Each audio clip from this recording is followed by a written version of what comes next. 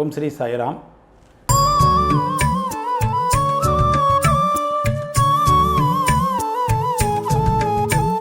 சாயி சச்சரித்தத்துடைய 51வது அத்தியாயம் கடைசி சாப்டராக இந்த புக்கில் கருதப்படுறது.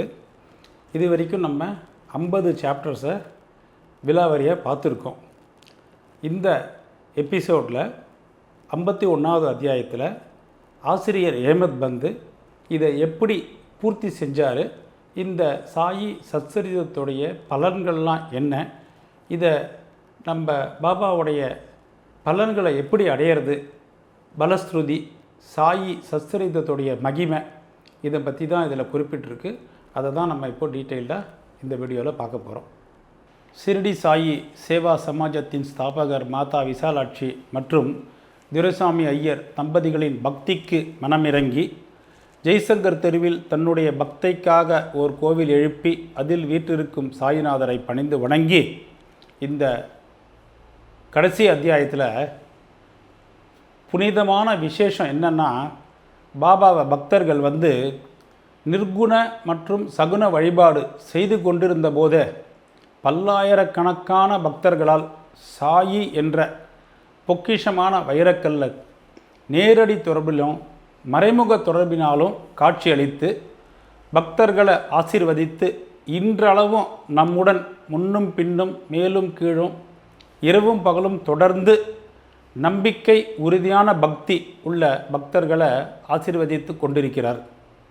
அவர் வாழ்ந்த காலத்தில் அவரை தரிசிக்க முடியாத பக்தர்களுக்கு சாயி சச்சரிதம் அப்படின்ற ஒரு நூலை ஆசிரியர் கோவிந்த் ரகுநாத் தபோல்கர், அவரை பாபா ஏமத் பந்த் அப்படின்னு ஒரு பெயர்னால் அவரை அழைப்பவர்.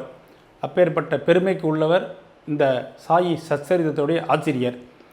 அவருக்கு பாபாவே ஆசி அளித்து, நான் உன்னோட, அதாவது ஆசிரியரோட முழுமையாக நான் சம்மதிக்கிறேன், நீ உன்னுடைய கடமையை செய், சிறிதளவும் அஞ்சாதே, என்னுடைய மொழியில் நம்பிக்கை வை, என்னுடைய லீலைகள் எழுதப்படுமானால் அறியாமை அகலும், அவைகளை கவனத்துடன் பக்தியுடனும் கேட்கப்படுமானால் இந்த உலக வாழ்க்கையின் உணர்வு தணிந்து பக்தி அன்பு ஆகியவற்றின் வலிமையான அலைகள் மேலெழும்பும் அப்படின்னு பாபா சொல்கிறார். மேலும் என்னுடைய லீலைகளுடைய ஆழத்தில் ஒத்தன் முழுகுவானே ஆனால் அவன் ஞானம் என்னும் விலை மதிப்பில்லாத முத்துக்களை எடுப்பான் அப்படின்னு சொல்கிறார்.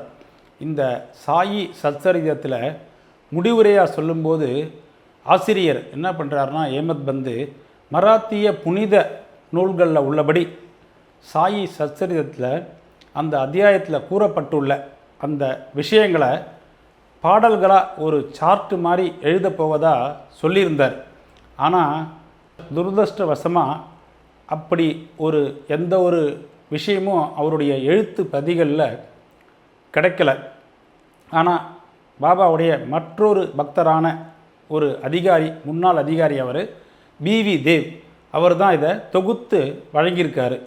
ஆங்கில புத்தகத்தில் பிகினிங்கில் உள்ள சாப்டர்ஸில் இருக்கிற ஒரு கம்ப்ளீட் ஒரு அட்டவணையை கொடுக்கறத போல் கொடுத்து தொகுத்து வழங்கியிருக்கார்.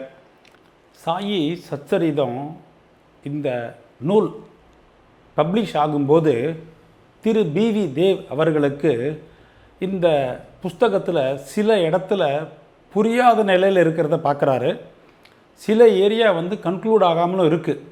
ஆனாலும் அவர் என்ன பண்ணுறாருனா, அந்த ஸ்டேஜிலேயே இந்த புஸ்தகத்தை பப்ளிஷ் செய்ய வேண்டிய கட்டாயத்துக்கு உள்ளாக்கப்படுறார். ஏன்னா இது பாபாவுடைய ஆணை. பாபா ஆசிரியர் ஏமத் பந்துக்கு 1916 நீனு உன்னுடைய கடமையை செய், நான் உன்னை ஆசீர்வதிப்பேன், உன்னுடன் இருந்து இந்த புஸ்தகத்துக்கு உண்டான எல்லா உதவியும் நான் செய்வேன் அப்படின்னு ஒரு அஷூரன்ஸ் கொடுத்துருக்கார். ஸோ அதனால் பிவி தேவ் அப்படியே பப்ளிஷ் பண்ணிடுறாரு. இந்த சாயி சச்சரிதத்தை பார்க்குற எல்லாருக்குமே பக்தியும் உறுதியான நம்பிக்கையும் கொண்டு இதை பார்க்கும்போது கேட்கும்போது என்ன ஆகும்னா, ஒரு முறை கேட்கும்போதும் ஒரு விதமான ஆன்சர்ஸ் பாபா கிட்டேருந்து கிடச்சிட்டே இருக்கும். அது நீங்கள் ஃபஸ்ட்டு சாப்டர்லேருந்து 50 சாப்டர்ஸு ஒரு முறை கேட்டாலும் இல்லை இடையில் ஏதோ ஒரு சாப்டர்ஸு. ஏன்னா ஒரு சாப்டர்ஸுமே பாபா எப்படி இந்த சாய் சச்சரிதத்தில் ஃபிக்ஸ் பண்ணியிருக்காருன்னா, நோய் தீர்க்கறதுக்கு ஒரு சாப்டர், உதி மூலியமாக ஒரு சாப்டர், ராமநவமி உருஸ் ஃபங்க்ஷனை எப்படி ஒன்றா கொண்டாடுறது, இப்படி பல விஷயங்கள், குழந்தை பேர், வியாதியை போக்குறது, சந்தேகத்தில் வர்றவனை திருத்தி பக்தன் ஆக்கிறது, இப்படிலாம் பலவிதமாக அவர் இந்த 1 to 51 சாப்டர்ஸில் பலவித அற்புதங்களை நிகழ்த்தி காமிச்சிருக்காரு. ஸோ ஒரு முறையும் பார்க்கும்போது மனசில் டிஃப்ரெண்ட்டான ஒரு ஆன்சர்ஸும் ஒரு சாட்டிஸ்ஃபேக்ஷனும் கிடைக்கும் அப்படின்னு நான் நம்புகிறேன். கிணத்துல நம்ம தண்ணீரை வெளியில் எடுத்து இறைக்க எப்படி ஒரு புது நீர் ஊறின்னு இருக்குமோ அப்படி தான் பாபாவுடைய லீலைகள், வாழ்க்கை சரிதம், அந்த கதைகள், அற்புதங்களை பார்த்து கொண்டிருக்கும் பக்தர்களுக்கு கூட ஒரு அமிர்தத்தை போல் அவங்க மனசில் அது சுரந்து கொண்டே இருக்கும். இந்த சாயி லீலை என்ற அமிர்தத்தை நம்ம மட்டும் பருகாமல் நம்மளோட சூழ்ந்து இருக்கோம் ரிலேட்டிவ்ஸு, ஃப்ரெண்ட்ஸு, வெல்விஷர்ஸு எல்லாருக்கும் பாபாவின் மூலம் நாம் அடையப் போகிற பயனை கொண்டு செல்லணும். இதனால் நமக்கு பாபாவுடைய அருளும் ஆசீர்வாதமும் மேலும் மேலும் அதிகரிக்குமே தவிர எல்லளவும் குறையாது. லௌகீக ஆன்மீக விஷயங்களுக்கு மட்டும் இல்லாமல் சம்சார சாகரம் என்ற பெருங்கடலை நம்ம கடப்பதற்கு பாபாவின் லீலைகளை பார்த்துட்டே இருக்கணும். இதில் ஒரு சிறிய விஷயம் என்னென்னா, சின்ன முயற்சி, நம்ம அவரை நினைவில் வச்சுட்டாலே போகிறோம். ஷிரடிக்கு போய் பாபாவை தரிசனம் பண்ணுறது ஒரு ஒஸ்தியான விஷயந்தான். போக முடியலைனாலும் நம்ம கவலைப்பட தேவையில்லை. அவருடைய தரிசனத்தையும் ஆசி பெறணும் அப்படின்றதுக்கு ஒரு கட்டாயம் கிடையாது. அவர்களுக்கு கிடைத்த பாபாவினால் அல்லது கிடைக்கப்பட்ட ஒரு நல்ல விஷயங்களை மற்றவங்களுக்கு நம்ம கிடைக்கிறதுக்கும் நம்மால் ஆன முயற்சியும் உதவியும் செய்யணும். ஷிரடிக்கு போகிறவங்களுக்கு கூட நம்மால் முடிஞ்ச உதவியை செஞ்சு விடலாம். ஒரு ஆர்கனைசேஷனில் வேணால் நம்ம மேல் அதிகாரிகளுக்கோ இல்லை உயர் அதிகாரிகளுக்கோ வேலையை கொடுத்தா நம்ம அதை சிரத்தையாக செய்யணும். அவங்க நம்மளை பார்ப்பாங்களா பார்க்க மாட்டாங்களா, கடனுக்கு செய்கிறோமா இல்லை கடமைக்கு செய்கிறோமா அப்படின்ற ஒரு கட்டாயத்தில் தான் வாழ்க்கை ஓடின்னு இருக்கும். ஆனால் பாபா விஷயத்தில் நம்மளுடைய மனசையும் பார்வையையும் ஒருமித்த அன்பு, பக்தி, ஸ்திரமான ஒரு நம்பிக்கையோடு அவரை நோக்கி நம்ம வணங்கி வேண்டினா அவருடைய கடைக்கன் பார்வையே நம்மளுடைய இந்த வாழ்வு சாவு என்ற 2 விஷயங்களிலிருந்தும் மற்ற பிரச்சனைகளிலிருந்தும் நம்மளை கடத்தி நம்மை நல்ல ஆன்மீக பாதைக்கு முன்னேற்றி செல்வதற்கு பாபா நிச்சயமாக ஒரு வழியை காட்டுவார். உணவு, உடை எப்போதுமே காலியாக இருக்காது அப்படின்றதுக்கு ஒரு எக்ஸாம்பிள் என்னன்னு பார்த்தீங்கன்னா, 1916ஆம் ஆண்டு நம்ம சாயி சச்சரிதத்துடைய ஆசிரியர் கோவிந்த் ரகுநாத் தபோல்கர், ஹேமத் பந்து அப்படின்னு பாபாவால் அழைக்கப்பட்ட அவர் என்ன பண்ணுறாருன்னா, அங்கே மசூதியில் வந்திருக்கார். அப்போது அரசாங்க வேலையிலேருந்து அவர் ஓய்வு பெற்றுறாரு. அந்த நேரத்தில் அன்னாசின் சனிக்கர் பாபாட்ட அவராகவே நம்ம ஆசிரியருக்கு ஒரு வேண்டுகோள் வைக்கிறார். என்னென்னா பாபாட்ட, பாபா இவருக்கு அரசாங்கம் கொடுக்குற பென்ஷன் பத்த மாட்டேங்கிறது, அவருடைய குடும்பமும் பெருசாக எடுத்து, அதனால் நீங்கள் அவருக்கு ஏதாவது ஒரு இன்கம் வர்றதுக்கு ஏதாவது ஒரு ஆசீர்வாதமோ ஒரு வழியை பண்ணுங்க அப்படின்னு சொல்கிறாரு. அப்போது பாபா என்ன சொல்கிறாரு, ஆனால் எனக்கு அவர் பணி செய்து மகிழ்ச்சியாக இருக்க சொல்லு, அவருடைய உணவு எப்போதுமே நிறைந்திருக்கும், ஒருபோதும் காலியாக இருக்காது. வெறும் ஒரு பேசிக் நீட்ஸுக்கோசரம் அவர் கஷ்டப்பட தேவையில்லை. ஆனால் அவருடைய ஃபோக்கஸ், கவனம் அனைத்தையும் எம்மேலே திருப்பி நாத்திகர்கள், மதப்பற்று அற்றவர்கள், கொடுமையாளர்கள் இவங்களுடைய கூட்டுறவெல்லாம் தவிர்த்து எங்கிட்ட உண்மையாகவும் பணியமாகவும் அடக்கமாகவும் இருந்து உள்ளத்தாலும் உயிராலும் வணங்க வேண்டும் அப்படின்றார் பாபா. இதை அவர் செஞ்சார்னா அவர் எல்லையற்ற ஒரு பேரின்பத்தை அவருக்கு கிடைக்கிறதுக்கு நான் அருள் புரிவேன். இந்த உலகத்தில் பல மனிதர்கள் பல பதவிகளில் அவங்க வகித்து ஒரு நாள் மரித்து முடிவில் மரணத்தை யாரும் வெல்ல முடியாது என்பது புரியாமல் இந்த உலகத்தில் வாழ்ந்து கொண்டு பல விஷயங்களில் ஈடுபட்டு இந்த உலகம் என்னுடைய கையில் தான் இருக்குது அப்படின்னு ஆர்ப்பரித்து கடைசியில் ஒரு நாள் இறந்து போயிடுறாங்க. இறந்தாலும் எங்கே போய் முடிய போகிறது அப்படின்னு பார்த்தீங்கன்னா, ஒரு பிடி சாம்பல், எரிச்சவனுக்கு ஒரு பிடி சாம்பல், புதைக்கிறவனுக்கு மண்ணோடு மண்ணாக செல்லா காசாக போயிடுவான். இவன் ஏன் பண்ண சொத்து சுகம் எதுவுமே இவன் கூட வரப்போகிறதில்ல. இவர்கள் செய்த புண்ணியமும் நற்செயல்களும் தான் காலத்திற்கும் பேசப்பட்டிருக்கும். அதனால் நல்லதை செய்யணும் அப்படின்றது தான் பாபா எப்போவுமே தன்னுடைய பக்தர்களுக்கு அறிவுறுத்திகிட்டே இருக்கார். சிந்தனை செய் மனமே, ஷிரடியை தினமே வந்தனை செய் மனமே, பாபாவை தினமே. நீ நாடி தேடி போனதெல்லாம் நேரினில் எதிர்படுமே.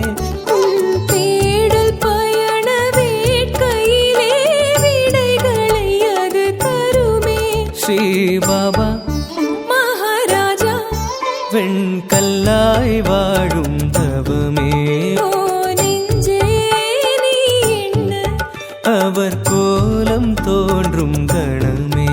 பாபாவுடைய விஷயத்தில் கடைசி வரை கேன பக்ரியாவே வாழ்ந்து, கடைசி வரை பக்தர்களின் நலன் ஒன்றே தன்னுடைய நலன் அப்படின்னு நினச்சி, தன்னுடைய ஆத்ம உணர்விலேயே கவரப்பட்டு இகழ்ச்சி புகழ்ச்சி இரண்டையும் அவர் சமமாக பாவிச்சிருக்காரு. நல்லவருக்கும் சரி அருள் புரிஞ்சார், தீயோருக்கும் தன்னுடைய செவியை கொடுத்து, சுபிட்சத்துலேயும் சரி துரதிர்ஷ்டத்துலேயும் சரி சமமாகவே ஒரே நிலையை எய்தி எப்போதுமே ஆர்ப்பரிக்காமல் இருந்திருக்காரு.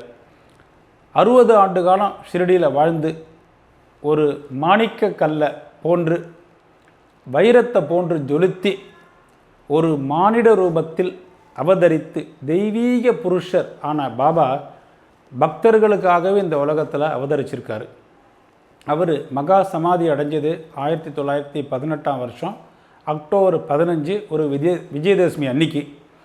தன்னுடைய இறுதி நேரத்தில் கூட இந்த உடலில் வாழ்ந்து கொண்டு தெய்வ அவதாரமான பாபா கடைசியில் 2 வருஷத்துக்கு முன்னாடியே ஒரு குறிப்பில் ராமச்சந்திர பாட்டில் அப்படின்ற ஒரு பக்தர்கிட்ட சொல்கிறாரு, என்னென்னா இந்த தசரா தான் என்னுடைய ஷிமோலங்கன் கிராம எல்லையை கடக்கிறது அப்படின்றதையும் உணர்த்தி கடைசி வரைக்கும் யாசகம் பெற்று, அந்த யாசகத்தை யாரெல்லாம் அவங்க கையால் பாபாவுக்கு போட்டாங்களோ அவங்கெல்லாம் உண்மையிலேயே மிக மிக மிக ஆசீர்வதிக்கப்பட்டவர்கள். ஏன்னா இது பிச்சையாக எடுத்துக்கூடாது. பாபா கிட்ட ₹1 ஒரு தட்சணையாக வாங்கினா தனக்கு 100 பங்கு கொடுக்கணும்னு அடிக்கடி சொல்லுவார். அப்படி ஒரு சில வீடுகளுக்கு மட்டும் இங்கேருந்து இன்னொரு வீடு குறிப்பிட்ட வீட்டுக்கு போயிட்டு யாசகம் பெற்று, ஓ அம்மா லாசி ஒரு ரொட்டு திண்டு கொடுன்னு சொல்லி அந்த வீட்டு பெண்மணியோ இல்லை மனிதரோ பாபாவுக்கு அவங்க கையால் போட்டு, அவங்கெல்லாம் பாபா கையால் மிகவும் மிகவும் ஆசீர்வதிக்கப்பட்டவர்கள். தான் யாசகம் பெற்ற உணவை நாய் பூனை காக்கா குருவி எல்லாத்துக்கும் கொடுத்து மீதத்தெல்லாம் ஒரு கலவையாக்கி அதையும் சாப்பிட்டு தன்னுடைய நாவின் மேல் சுவை இல்லாமல் ஒரு கட்டுப்பாடோடு வாழ்ந்தவர். தன்னுடைய இறுதி வினாடியில் கூட லக்ஷ்மி பாய் என்ற ஒரு பெண்மணிக்கு தம் பையிலேருந்து கையை விட்டு 9 நாணயங்களை நவவித பக்திக்கு தர்மா செஞ்சுட்டு பயாஜ கோதே அப்படின்ற பக்தருடைய மேனியில் சாஞ்சு நமக்கு இந்த உலகத்தை விட்டு போயிட்டார். ஆனால் இன்றளவும் இருந்து எல்லாரையும் அரவணைச்சி அன்புடனும் நம்பிக்கை உள்ள பக்தனுக்கு ஆசீர்வாதம் பண்ணிட்டு தான் இருக்கார். தங்கிட்ட எதுவுமே இல்லை அப்படின்னு அனைவரும் இந்த உலகத்தை விட்டு செல்லும்போது, அதாவது இகபர சௌரியம், சொத்து சுகம் ஆஸ்தி, நிலம் பூனம், மனைவி மக்கள் சுற்றத்தார் இவங்க யாரும் நம்ம கூட வரமாட்டாங்கன்ற ஒரு தத்துவத்தை இந்த உலகத்துக்கு அவர் தெய்வீக ரூபத்தில் அவதரித்தாலும் மானிடனாக பிறந்து மனிதர்களோட மனிதனாக சமமாக வாழ்ந்து விட்டுட்டு போகிறோன்றதை அவரும் ஒரு சமாதி மூலம் அவர் காமிச்சிருக்கார் இந்த உலகத்துக்கு. இன்றளவும் அவர் வாழ்ந்த காலத்தில் என்னெல்லாம் அவர் சொல்லியிருக்கார் பார்த்திங்கன்னா, என்னுடைய எலும்பு சமாதியிலிருந்து பேசும், அப்படின்ற உறுதியை அளித்து நம்பிக்கை உள்ள பக்தர்களுக்கு ஏதோ ஒரு ரூபத்தில் அவர்களுடைய நிலைக்கும் தகுதிக்கும் ஏற்ப அற்புதமான காட்சிகளை இன்றைக்கும் பக்தர்களுக்கு காட்டி கொண்டு தான் இருக்கார். நம்ம சத்குரு சாய்பாபாவுடைய மகிமை என்னன்னு பார்த்தீங்கன்னா, பிரம்மா முதல் சிவன் வரை விருப்பு வெறுப்பு உயர்வு தாழ்வு இந்த விஷயங்களில் எந்த ஒரு பேதமின்றி அசையும் அசையா பொருட்கள் இப்படிப்பட்ட எல்லா விஷயங்களிலும் 84 லட்சம் சர்வ ஜீவராசிகளிலும் அவர் வியாபித்து உள்ள சாயிநாதரை பணிந்து வணங்கி நம்ம அவரை நினச்சாலும் சரி தான், இல்லை நம்ம அவர்கிட்ட பூரணமாக சரணாகதி அடைஞ்சாலும் சரி தான், நம்முடைய நல்ல விருப்பங்களையும் லட்சியங்களையும் நிறைவேற்றி நம்முடைய வாழ்வில் ஒரு குறிக்கோளை அடையிறதுக்கு வழி செய்கிறார். சமுத்திரம் இருக்கு இல்லையா, அதாவது கடல், அதை இந்த உலகத்தோட இச்சையோட ஒப்பிட்டு மோகம் என்ற கடல் அலைகள் மேலே எழும்பி தீய எண்ணங்களாகிய கரையை நோக்கி ஓடி மோதின்னு இருக்கு அப்படின்றாங்க. அதனால தான் நம்முடைய மன வலிமையான மரங்கள் வேருடன் பிடுங்கப்படுகிறது. அகங்காரம் அப்படின்ற காற்று கடுமையாக வீசி கடலை பலமாக கொந்தளிக்க செய்கிறது. விருப்பு வெறுப்பு கோபம் என்ற முதலைகள் அங்கே பயமில்லாமல் சுற்றி திரிகிறது. திட்டுதல் பொறாமை வெறுப்பு ஆகிய எண்ணற்ற மீன்களும் அங்கே ஜாலியாக விளையாடின்னு இருக்கு. நான் எனது என்ற எண்ணம் மற்றும் மற்ற சந்தேக குணங்களும் அங்கே ஒரு சூழலாக அங்கே சுற்றின்னு இருக்கு.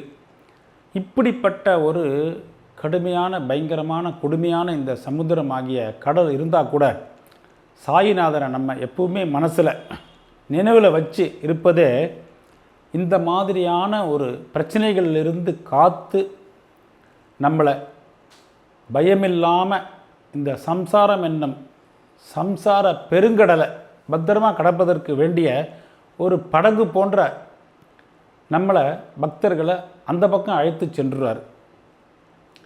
அவங்களுக்கு தன்னை உணர்தல் ஆன்மீக முன்னேற்றத்துக்கு உண்டான வழியையும் பாபா காட்டுறாரு. நம்ம பிரார்த்தனையாக என்ன செய்யணும்னு பார்த்தீங்கன்னா, அவர்கிட்ட முழுமையாக நம்ம சரணடைஞ்சிடணும். சாஷ்டாங்கமாக அவருடைய பாதத்தில் பணிந்து அவருடைய பாதங்களை நம்ம பற்றி வேண்டி என்ன கேட்கணும்னு பார்த்தீங்கன்னா, என்னுடைய மனம் அது இஷ்ட போக்கில் அலையாமல் அலைப்பாயாமல் உங்களை தவிர வேறு எந்த ஒரு சிந்தனையும் இல்லாமல் இருக்கட்டும். இந்த சச்சரிதம் புஸ்தகம் இருக்குது பார்த்தீங்களா, இது எல்லாருடைய வீட்டிலையும் அனைவருடைய கைகளிலையும் இருந்து தினசரி பாராயணம் செய்யப்படணும். தினமும் இதை ரெகுலராக முறையாக படிப்பவர்கள், கேட்பவர்கள், பார்ப்பவர்கள் அவங்களுடைய துயரங்களையும் துன்பங்களையும் நீங்கள் தீர்த்து ஒரு நல்ல வழியை காட்டுங்க பாபா. மேலும் இந்த புத்தகத்தை படிக்க முடியாதவங்க கூட இருப்பாங்க. இந்த புஸ்தகம் பார்த்திங்கன்னா ஒரு சின்ன பிரதி தான் அது. இதை தன்னுடைய கையில் வச்சுட்டு நம்ம எங்கே வேணாலும் அதை எடுத்துகிட்டு கேரி பண்ணிட்டு போயிடலாம். ரொம்ப வெயிட் இருக்காது, 1/2 கிலோ இருக்கலாம் மிஞ்சி போனால்.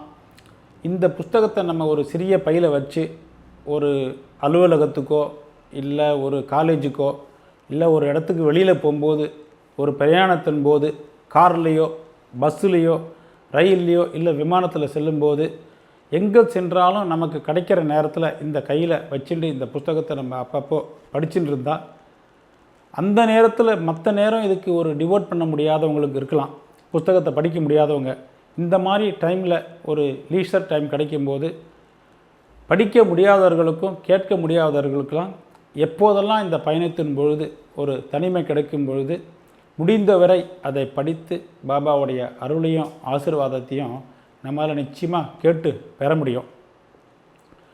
இந்த மாதிரி யூடியூப் இருக்குது, சாய் தமிழ் மாதிரி நிறைய யூடியூப்ஸ் இருக்குது. அதில் கூட நீங்கள் ட்ராவல் பண்ணும்போது பார்த்தும் பண்ணலாம், இல்லை காதாலையும் கேட்டு இந்த பாபாவுடைய லீலைகளையும் அற்புதங்களையும் நீங்கள் ஒரு சிலர் சாப்டராக போட்டிருப்பாங்க. சாய் தமிழில் பார்த்தீங்கன்னா 1 to 50, 51 அப்படி தான் இருக்குது. அதையும் கேட்டு பாபாவுடைய ஆசீர்வாதத்தை கேட்டு பெறலாம். இந்த சாயி சச்சரிதத்தில் பலவிதமான லீலைகளையும் அற்புதங்களையும் சாயி தமிழ் சேனலில் நம்ம கேட்டுருக்கோம். படிக்க முடியாதவங்க இந்த சேனல் மூலம் கேட்டு பாபாவுடைய அருளுக்கும் பாத்திரமாகலாம்.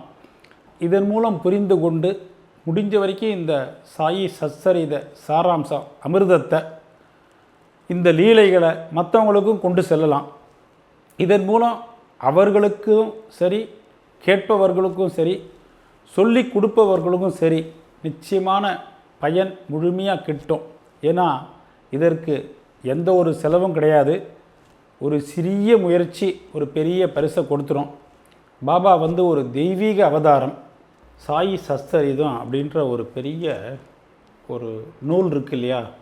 எப்படி பகவத்கீதை, திருக்குரான், பைபிள் அப்படி ஒரு மதத்தை சேர்ந்தவங்களுக்கு எவ்வளோ ஒரு ஒஸ்தியான நூலோ, சாயி பக்தர்களுக்கு சாயி சச்சரிதம் அப்படின்றது ஒரு மிகப்பெரிய பொக்கிஷம்.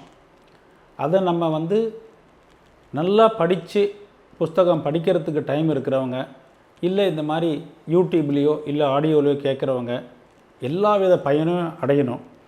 பயன் அடைஞ்சவங்க அதோடு நிற்கக்கூடாது. அந்த பயனை கிடைச்ச அற்புதங்களை, ஆசீர்வாதங்களை நம்மால் முடிஞ்ச வரைக்கும் மற்றவங்களுக்கும் அதை எடுத்து சொல்லி ஸ்ப்ரெட் பண்ணி அவங்களையும் இந்த சாயி கல்ச்சரில் அவங்களையும் கொண்டு வர வச்சு அவங்களுக்கும் இந்த பயன் கிடைக்கிறபடி நம்ம முடிஞ்ச உதவியை செய்யணும். சாயி தமிழ் சப்ஸ்கிரைபர்ஸுக்கு கோடான கோடி நன்றி. இந்த சேனலை பாருங்கள். இதன் மூலம் உங்களுக்கு பலவிதமான அனுபவங்களும் உங்களுக்கு தேவையான ஆன்சர்ஸும் கிடைக்கலாம். 1லிருந்து 51 சாப்டர்ஸும் இதில் கவர் ஆகிருக்கு. இத்துடன் சாயி சச்சரிதம் முடிவடைகிறது. பட் பாபாவுடைய லீலைகளுக்கும் அற்புதங்களுக்கும் முடிவு அல்லது முடிவு உரை என்பது கிடையாது. ஓம் ஸ்ரீ சாய்ராம்.